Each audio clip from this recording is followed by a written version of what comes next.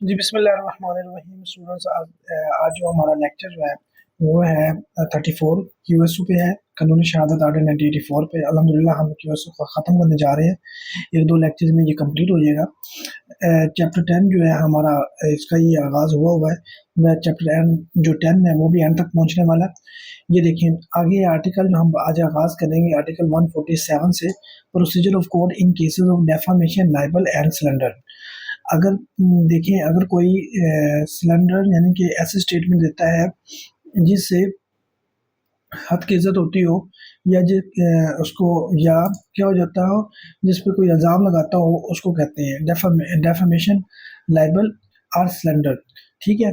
तो procedure of court in cases of defamation of liable and slander, इसमें अगर क्या प्रोसीजर होगा। अब ये देखिए मेरी बात सुने, इसमें इसमें क्या है, ये इस आर्टिकल पूरे में बताया गया है। ठीक है? अब इसमें पढ़ लेते हैं। When a person is prosecuted, जब उसको प्रोसिक्यूट किया जाता है, are use for making, when a person is prosecuted are use for making और publishing and imputation of a defamatory, libelous or slanderous nature when the person is prosecuted, जब person को prosecute किया जाता है, are use for making, publishing and imputation of defamatory, libellous, slanderous nature. ठीक है ना? मतलब वो कुछ ऐसे स्टेटमेंट देता है जो लाइबलस हो या स्लैंडरस हो, कि नेचर की तरह हो। The court shall not the court shall not before it has recorded its findings, courts before it has recorded its findings, the court ने क्या नहीं करेगी, before it has recorded its finding on the issue whether such person did make और publish such imputation, whether such imputation is true or not। The court फैसला करने से पहले ये अंदाज़ा लगाएगी कि क्या वो उसने जो स्टेटमेंट दी है, वो जो उसने पब्लिश की है, वो क्या है, वो लाइबलस भी है या नहीं है, वो स्लैंडरस भी है या नहीं है। क्या करेगी, court shall not permit any question to be put to the any witness for the purpose of injuring the character of the person in respect of whom such imputation has been alleged to have been made। तो court क्या करेगी, court इजाज़त नहीं देगी किसी भी किस्म का क्वेश्चन करने की विटनेस से, कि for the purpose of injuring the character, उस शख्स का करेक्टर को इंजरी करने के लिए, in respect of whom such imputation has और is alleged to have been made. ठीक है ना? जिसके बारे में ये है कि वो उसने ये ये ऐसे स्टेटमेंट दी है डेफेमेटरी, और any other person whether dead और लाइव, या चाहे वो किसी भी शख्स के बारे में जो उसने, चाहे वो शख्स मर गया हो या जिंदा हो, in whom he is interested, except in so far as any such question may be necessary for the purpose of determining the truth of the imputation alleged to have been made or published। ठीक है? अब इसमें ये क्या है जी, MCQ number 1 इसमें है ना कि when a person is prosecuted or used for making publishing and libelous libelous आगे इसमें imputation of a defamatory statement। defamatory statement को कोई इल्ज़ाम लगाता है कि इसने मुझे हद की इज्जत मेरी की है, तो याद ना ए ऑप्शन ठीक है, इसका आ जाएगा। ठीक है? पूरे स्टेटमेंट में से आगे है article 148, a question intended to insult और annoy, question intended to insult और इनाय, ऐसे क्वेश्चन जो इंसल्ट करते हो या किसी को गुस्सा दिलाते हो, अनाय करते हो, तो वो क्वेश्चन क्या है, the court shall forbid any question which appears to it, जो उसे लगता है कि to be intended to insult, वो किसी की इंसल्ट कर रहे हैं या अनाय कर रहे हैं, गुस्सा दिला रहे हैं, नाराज़ कर रहे हैं, और which though person in is though proper in itself, अगरचे वो एक प्रॉपर है, क्वेश्चन प्रॉपर क्वेश्चन है, appears to the court needlessly offensive in form, लेकिन क्या है, कोर्ट को ऑफेंसिव लग रहे हैं नेचर में, तो वो कोर्ट उसको रोक देगी।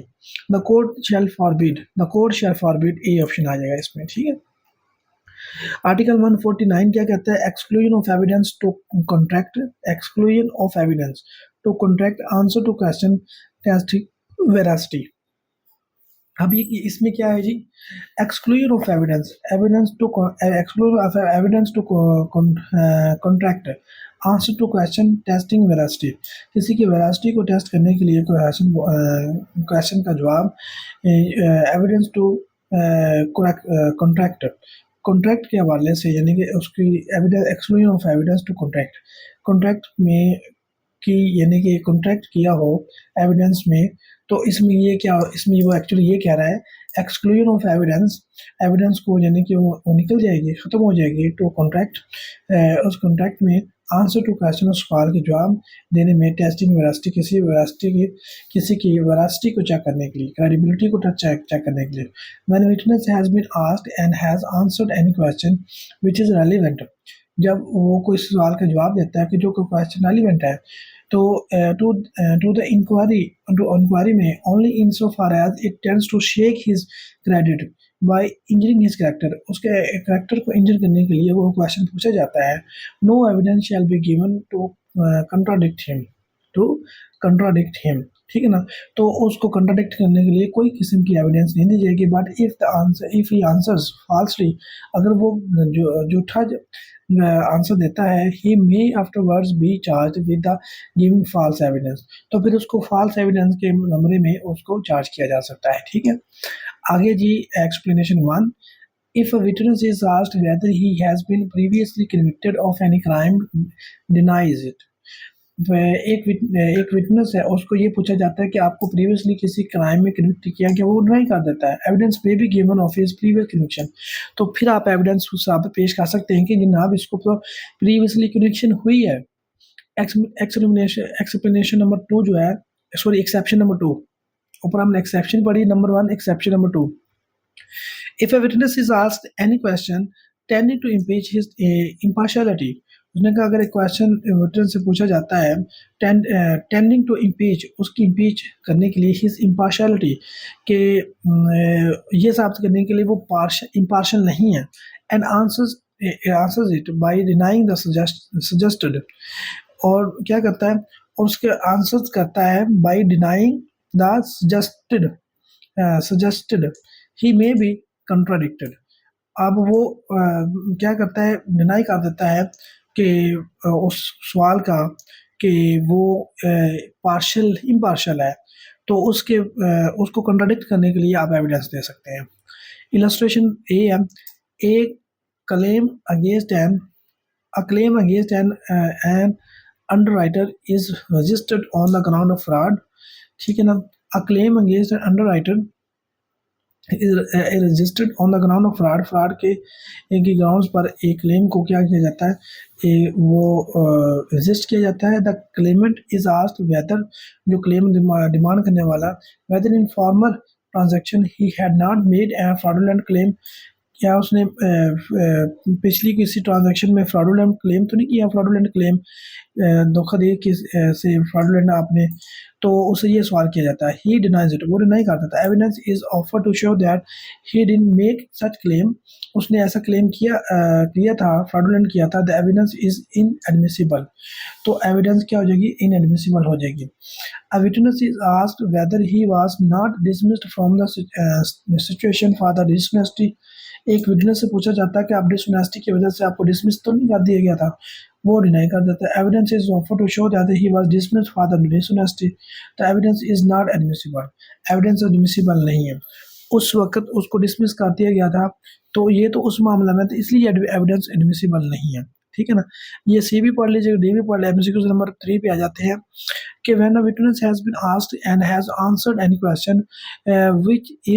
which is relevant to the inquiry, A option ठीक है जी।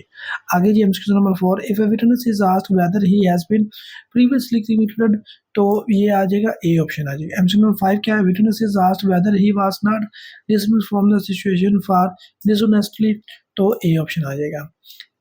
अब आगे आर्टिकल जो है वो 150 पढ़ते हैं। Question by party to his own witness, question अपनी एक पार्टी अपनी विटनेस से क्वेश्चन करती है। द कोर्ट में in its discretion permit the person who calls the witness to put any question to him, वो किसी किस्म का भी क्वेश्चन कर सकता है, कोर्ट की डिस्क्रिशन है।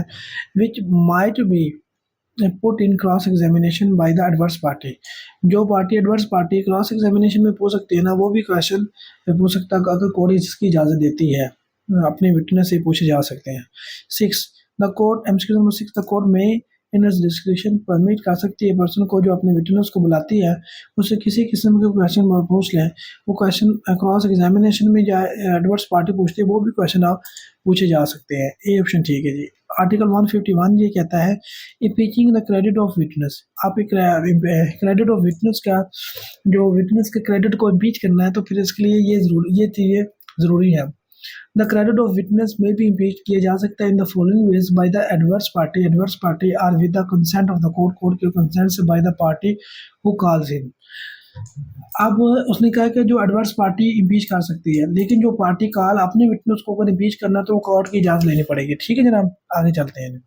Bye by the evidence of person who testify that they from the knowledge of the witness believes him to be unworthy of the credit.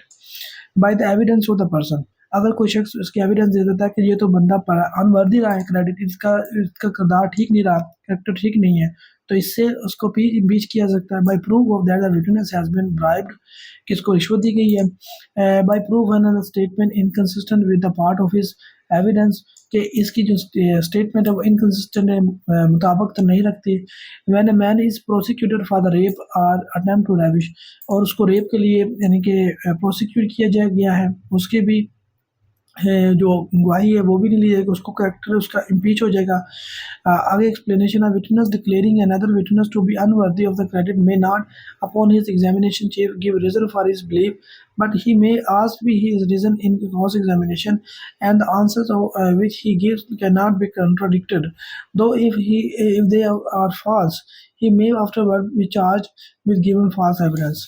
अगर एक बंदा जो उससे पूछा जाता है कि तुम्हें सुना ये फला तुमने चोरी की थी, इसका मतलब ये है, वो कहता नहीं, तो उसके बाद उसने फाल्स दी है ना, बात की, तो उसके बाद इसको यानी कि किया जा सकता है, उसको प्रोसिक्यूट किया जा सकता है। इसका मतलब ये है witness declaring another witness to be unworthy, एक विटनेस को अनवर्दी डिक्लेयर करता है, may not upon his examination chief में give reason, may not give reason for his belief, वो रीजन नहीं देता, बट ही मे अभी ask his reasons in cross examination, जब उसको क्रॉस एग्जामिन किया जाए उससे भी पूछा जा सकता है। And the answers which he gives can not be contradicted, और उसके आंसर को कंट्राडिक्ट नहीं किया जा सकता, दो इफ दे आर फॉल्स, चाहे अगरचे वो फॉल्स है। He may afterward he charge with giving false evidence, अगर वो फॉल्स एविडेंस देता तो उसके बाद उसको ये किया जा सकता है चार्ज। ठीक है, इलस्ट्रेशन है कि पढ़ देता हूँ मैं। इलस्ट्रेशन में ये लिखा है A sues B for the price of goods sold and deliver to B. A ने बी को सू किया जो उसने बी को डिलीवर की गुड्स उसके मामले में। सी से that A deliver the goods to B, A ने सी कहता है कि ए ने बी को गुड्स डिलीवर कर दी। Evidence is offered to show that ये एविडेंस ये दी जाती है शो करने के लिए ऑन अ प्रीवियस ओकेजन, पिछले मौके पर भी he said that he had not deliver the good to be, पिछले मौके पर भी यही कहा गया था उसने बी को डिलीवर नहीं की थी। The evidence is admissible. ठीक है, मतलब कि A sues B for the price of goods sold and जो सोल्ड की and deliver to B, A ने बी को शो किया द प्राइस ऑफ गुड्स, के मेरी गुड्स की प्राइस तो दो जो मैंने तुम्हें डिलीवर की है। सी कहता है ए ने डिलीवर किया गुड्स टू बी कर दी। Evidence is offer to show that ये ऐसा शो कर दिया ऐसा हुआ है। A previous occasion he said that he had not delivered the goods to be, पिछले मौके पर भी क्या हुआ था कि उसने गुड्स बी को नहीं डिलीवर की थी। The evidence is admissible, evidence admissible होगी इस मामले में। ए भी इसी तरह के आप पढ़ लीजिएगा। एमसीक्यू नंबर 7 जो है the credit of the witness में भी इम्पीच रहेगा, ए ऑप्शन है। 8 क्या है द क्रेडिट ऑफ विटनेस, उसको इम्पीच किया जा सकता है फॉलोइंग ग्राउंड्स पे। ये एक पहले ये है by the evidence of person who testify that the knowledge of the witness lead him to unworthy of credit हो। दूसरा जो है हैव बीन ब्राइब्ड हो। ठीक है, तो ये corrupt inducement to give his evidence, तो इनकरप्ट इंड्यूसमेंट आएगा इसमें। ठीक है, आगे हम इसके नंबर 9 जो है ए सोच करता है बी को कि तूने ये अभी ना हम ऊपर एग्जाम्पल पढ़ी था, एविडेंस इज एडमिसिबल आएगा यहाँ पे। आगे जी एमसीक्यू नंबर 10 जो है, ए इफ इंडाइटेड इंडाइटेड होता है, फॉर द जुर्म लगता है for the murder of B. C C जो है एक बी को सी कहता है कि बी व्हेन डाइंग जब मर रहा था डिक्लेयर किया कि A had given B A had A had given B the amount of which he died, कि ए ने उसको मारा है। Evidence is offer to show that on a previous occasion C said that the amount was not given by A और in his presence, the evidence is admissible. ठीक है, तो ए आ गया इसका। ये लिया जनाब, ये हमारा चैप्टर ख़त्म हो गया, ये उसका लेक्चर। इसके बाद लेक्चर नंबर 35 जो है वो मैं आपको सेंड करता हूँ।